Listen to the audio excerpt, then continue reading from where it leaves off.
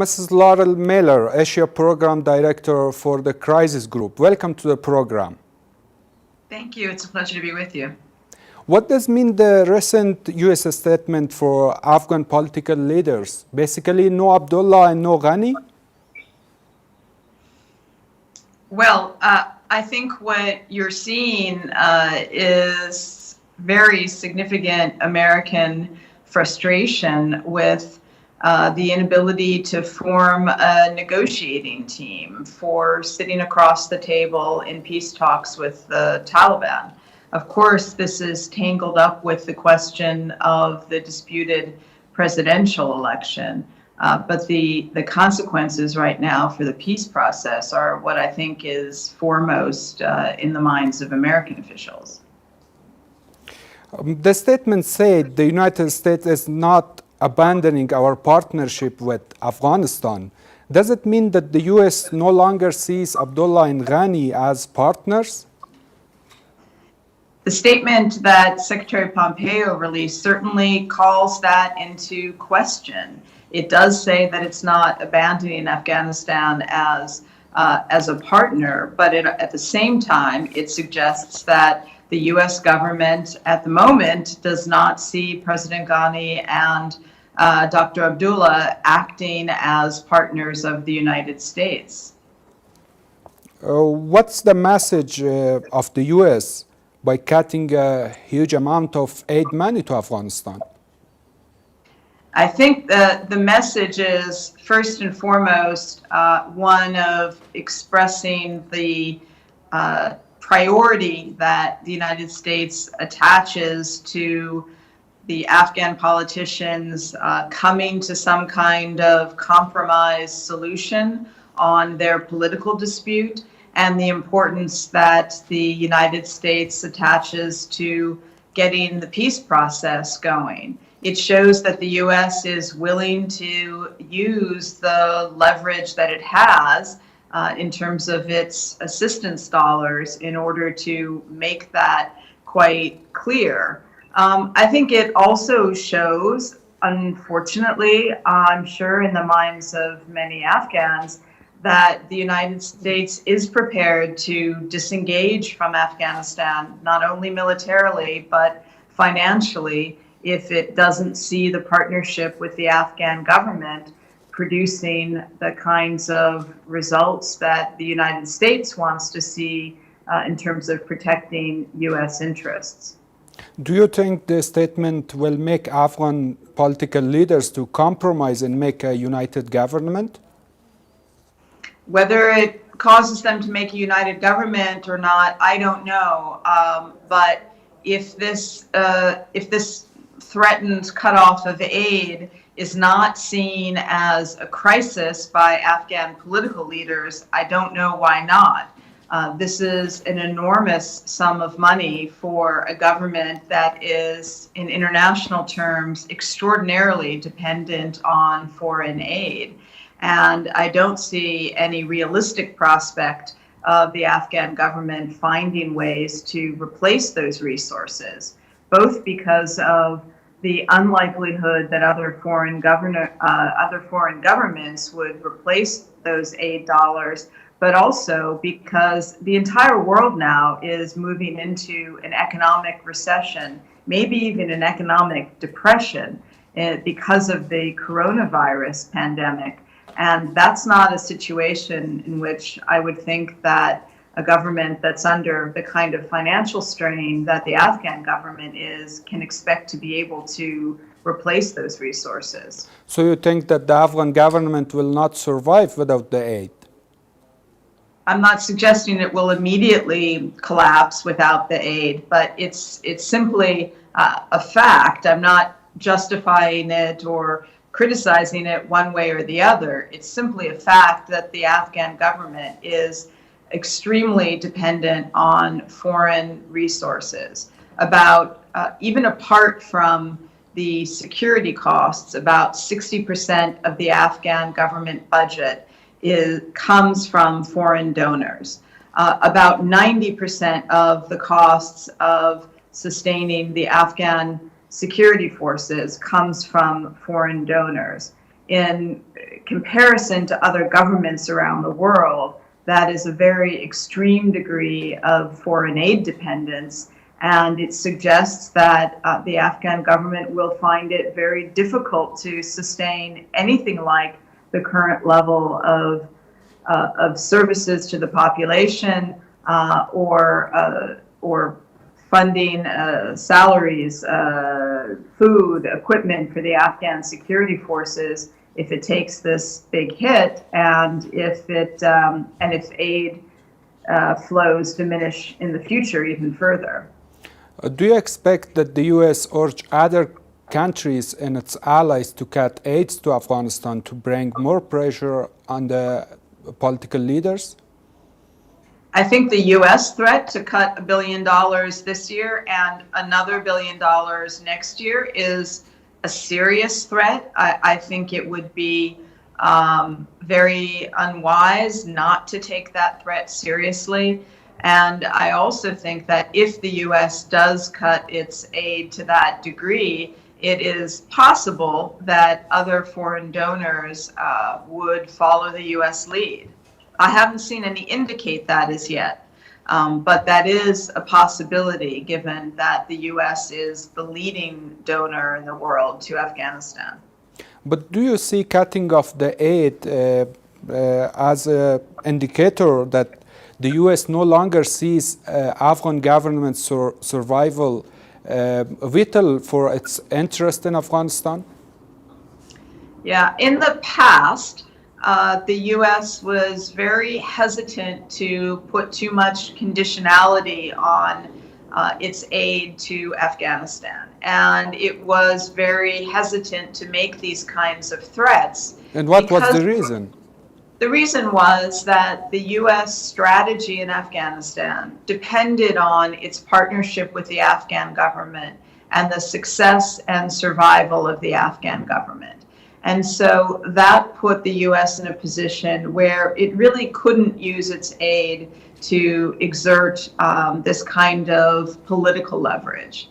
If the U.S. is now prepared to use its aid in this way to exert political leverage, then I read that as a sign that the U.S. is moving towards a strategy where it no longer regards the survival and success of the Afghan government as it currently exists as essential to the protection of U.S. interests. I'm not suggesting that's a strategy that's going to be in place tomorrow, but it does suggest a change of political mindset here in Washington and a change of strategic direction. So how the U.S. will protect its interest in Afghanistan without the Afghan government? Well, I do think that it was significant that at the same time that the U.S. threatened this aid cutoff or this aid reduction, significant aid reduction, more than 20%, at the same time that it did that, it reaffirmed its intention to continue the military withdrawal in accordance with the agreement signed with the Taliban, so long as the Taliban complies with its end of that bargain. Now, I'm not suggesting by any means that the U.S. is preparing to hand over the Afghan government to the Taliban. I don't think that's the case. But I do think that the U.S. is thinking about and considering other scenarios for a future of Afghanistan that don't necessarily depend on the current shape of the Afghan government. The door is left open for this decision to be reversed, this decision on the aid reduction to be reversed. Do you expect a reversion of the decision? I would expect that only if there are some decisions coming from political figures in Kabul that both resolve the dispute over the presidential election and that resolve questions related to forming a consensus team for negotiations. If those things are done, then I do think that there is a realistic prospect of reversal of the decision because the door was left open to that. But it is important to wonder how long that door will be left open. Anyway, do you see the cutting of aid a stick and carrot approach by the U.S.? Well, it's certainly a stick approach by the U.S. I mean, the carrot would be only the continuation of the aid and the reversal of this decision. I don't think that the U.S. is offering something new to Afghanistan. But look, I mean, the U.S. can't force Afghan politicians to make the kinds of decisions that would enable the peace process to go forward and the political deadlock to be broken. The U.S. can only use the leverage that it has, and that leverage is, you know, it's a hammer. It's not just a stick. The leverage that the U.S. has is to threaten to reduce its aid and to threaten to pull out military forces from Afghanistan earlier than even envisioned in the agreement with the Taliban. If the U.S. isn't prepared to follow through on those threats, then they're not real threats.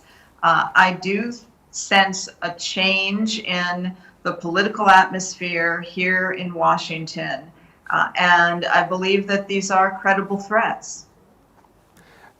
Due to the cutting of the aid, do you expect that the Afghan government will have to lay down government workers, maybe shrink the size of the ANSDF, and not be able to fully function to deliver services for the Afghan people?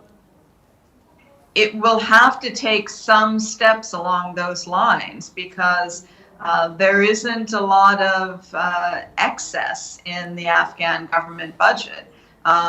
You know, I suppose it could move funding around from development activities, from investment in infrastructure and other longer-term initiatives in order to fund the short-term needs of salaries, for instance.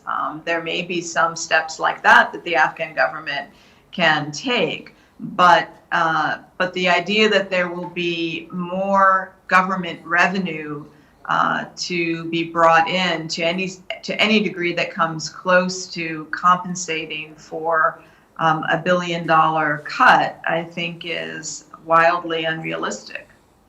What will be the possible scenarios? Well, I think you will see, if with a shrinking Afghan government budget, you would, as I said, see shrinking services and reduction in services.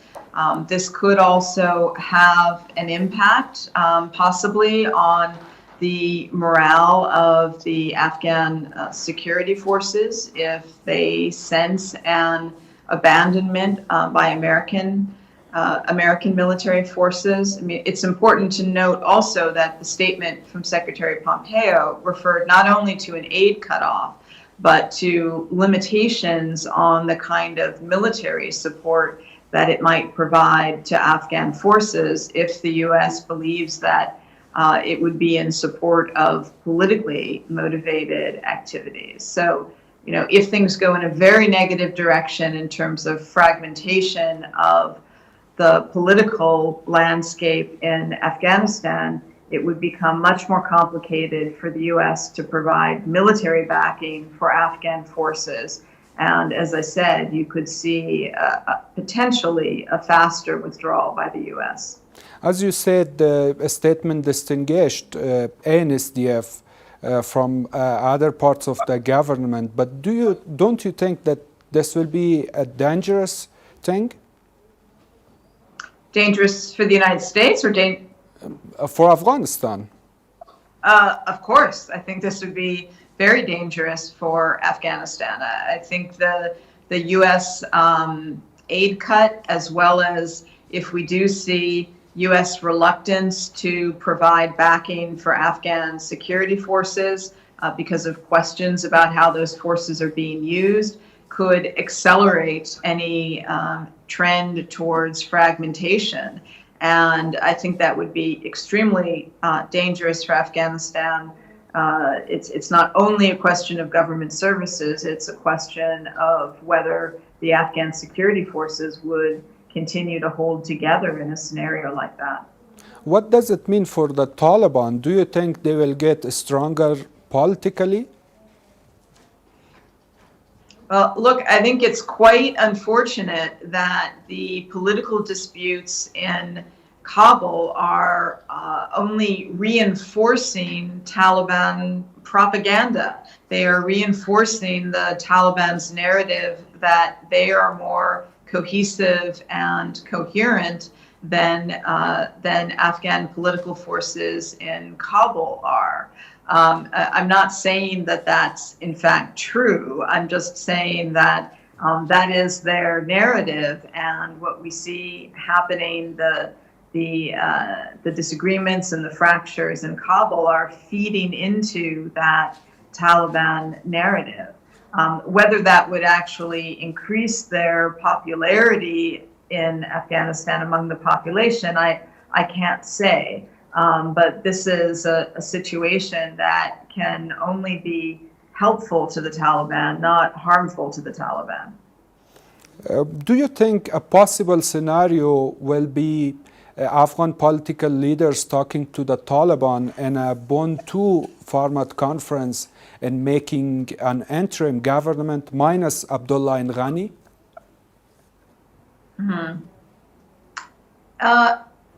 That's a theoretical possibility, but I think it would be very difficult to do. To form an interim government, including the Taliban, or even not including the Taliban, is much more difficult to do now than it was at the time of Bonn. At the time of Bonn, in 2001, an interim government was put together in the absence of any existing government structures. Now you do have government structures, and so to put an interim government minus President Ghani and minus Dr. Abdullah on top of that would lead to not just parallel governments, but possibly multiple claimants to being the government of Afghanistan. Do you think Abdullah and Ghani can resist if other political leaders want to talk with the Taliban and fulfill the demands of the U.S.? At the moment, I think they could resist because the U.S. and the rest of the international community are still pushing for a format for peace talks that is inclusive. That includes the Afghan government, of course, first and foremost, but also includes other Afghan political forces in one team sitting across the table from the Taliban. If time goes on and these political disputes in Kabul are not resolved and the security situation continues to deteriorate, then I would not exclude a scenario like that where other political forces outside the government group together and try to negotiate with the Taliban. I don't see that happening very soon. I think the better alternatives will still be tried and are not by any means impossible at this stage. But if the better alternatives, that is a unified negotiating team sitting across the table from the Taliban, proves to be impossible, then I wouldn't exclude these other types of scenarios. But if all political solutions fail and Taliban try to take over the country, do you see a civil war a possible scenario?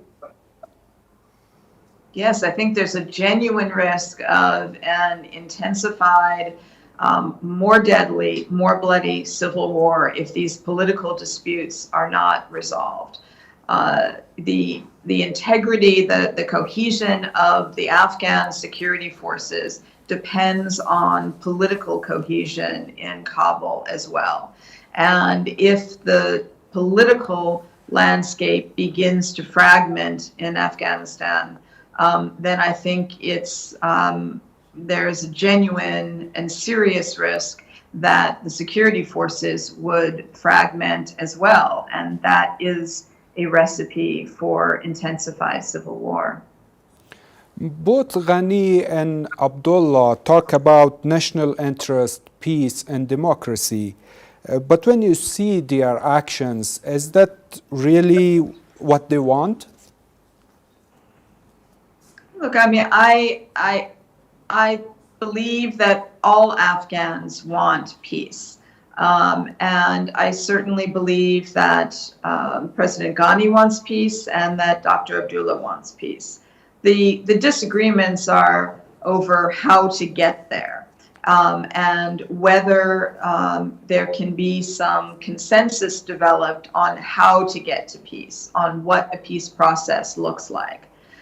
You don't achieve the existence of peace without a peace process, without negotiation, without compromise, given that there is no realistic prospect, in my view, of a military victory for Afghan forces.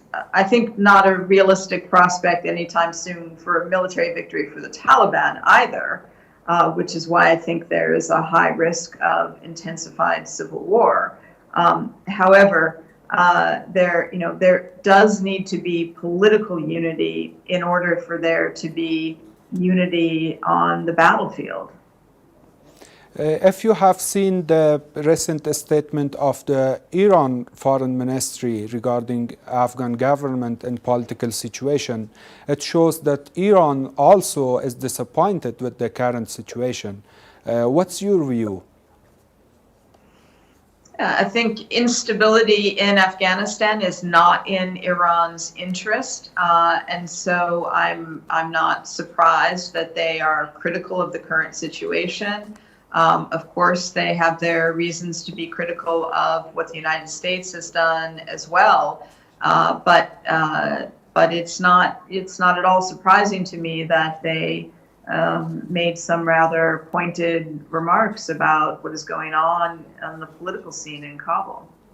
As our last question, how do you see the political impasse in Afghanistan affecting anti-coronavirus efforts?